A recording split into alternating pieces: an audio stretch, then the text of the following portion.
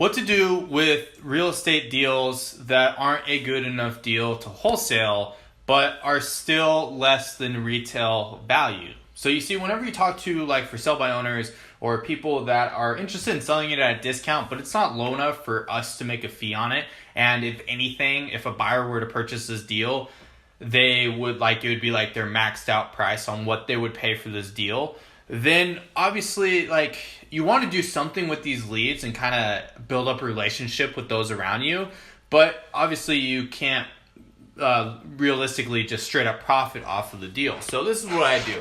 I had this happens kind of all the time. To be honest, you get people that think that they're selling their house at a good deal for everyone to make money off of it. But it turns out it's way too close to retail price for it to work out. It'd probably be really good for someone that is a landlord looking for a rental, that they don't really care about the margins too much. They want a little bit of a good deal. But at the end of the day, their ROI is much more long-term.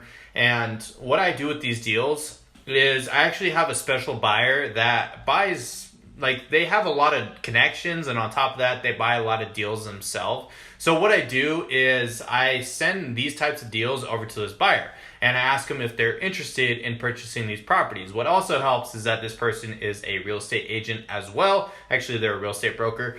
But what I do is I just send them these deals knowing that they will be a little bit more detailed, at least in looking into it and making sure whether or not it's a good deal. Usually I know that these ones aren't very good deals, just because it's just not enough meat on the bone whatsoever for anyone to make a profit. And so what I do is I send it to them, and they really love it when I send them these types of deals, because then it's kind of still building up that relationship, letting them know that, hey, I'm still thinking about them. I want to feed them deals. So that way they'll buy more and more of my properties as time goes on that I come across and get under contract. But at the moment, this was the deal that I had on the plate that just came up, and I send it over to them, and then they tell me straight up, hey, I don't know anyone that's interested in this deal. I know I'm not. But I mean, we could always list it as well. And that's kind of like a good way to hand over some leads to them, because sometimes, he'll send me some leads that he doesn't have time to work on, so I can work on them myself. So what's the point of all this? What you should do is whenever you come across these leads that there's literally nothing you can do about it, it's not good enough to sign up under contract, straight up, but it's at a discounted price, a little bit of a good deal. I want you to kind of find that buyer that just buys a lot of properties inside of your market. There's always that one guy, and if you're in a bigger market, there's usually a few that just literally play Monopoly and just try to buy any deals that they can, just because they're in it more for the long term and trying to build up this huge portfolio. Find that person inside of your market and send them some of the deals that you know that it's going to be impossible to milk them to get a lower price on the deal, no matter how long it takes, no matter how many follow-ups it takes.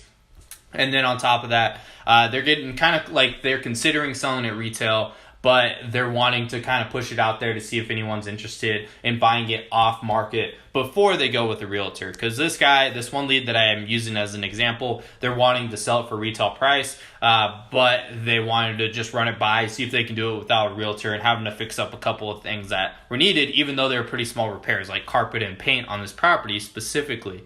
So the best way to find one of these buyers that buys all of the deals inside of your local market is, first of all, obviously just to network with as many people as possible. Maybe try to go to some of these different meetings of real estate investors in your local area. A lot of times they hang out around there, or different real estate auctions inside of your area. Or another good way as well is if you ask a lot of realtors if they know anyone that's interested in buying properties cash and getting the contact info from that person. If you have multiple realtors kind of letting you know about this one guy that buys a lot of deals inside of your area, that person might be one of the best people to add to your buyers list. And this is a good little backup plan, as maybe you're not getting the biggest payout of some of these deals that you come across, but it's still something with these leads that you're coming across. Because there's always these deals that are just right in the middle. They're not good enough to really to sign them up on a contract, to try to market out. It's just way too much risk. And just have someone that you can trust to tell you yes or no. And no, the relationship to where if they do buy it, they'll give you a fee. Really, you don't need any contracts with this person because they're that type of person. Obviously, you have to sign contracts anyways, just to make everything legal with the county and everything. But at the end of the day, if you can find one of these people that you can just really trust and just send to a lot of deals, that's the best way to do it. And the best way to like build this relationship up with this person is to just do a lot of deals with them, to be frank.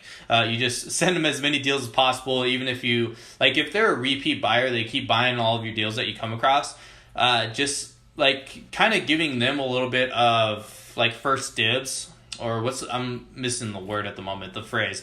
But just kind of giving them the ability to look at the deal first on a couple of them, just because you know that they're going to be willing to buy the property for the most amount possible or whatever, and just they're going to buy up as many deals as possible from you. Those are the people that you want to have like their contact info inside of your phone. So try to find that person. And there's always that one person inside of your market. So just try to talk to as many people as possible and try to find this person that's basically Mr. Monopoly inside of your area, and talk to them, and they'll be the ones that you want to talk to when it comes to finding a lot of these deals. So anyways, sorry this video is going out a little bit late today. It's been kind of a busy, long day.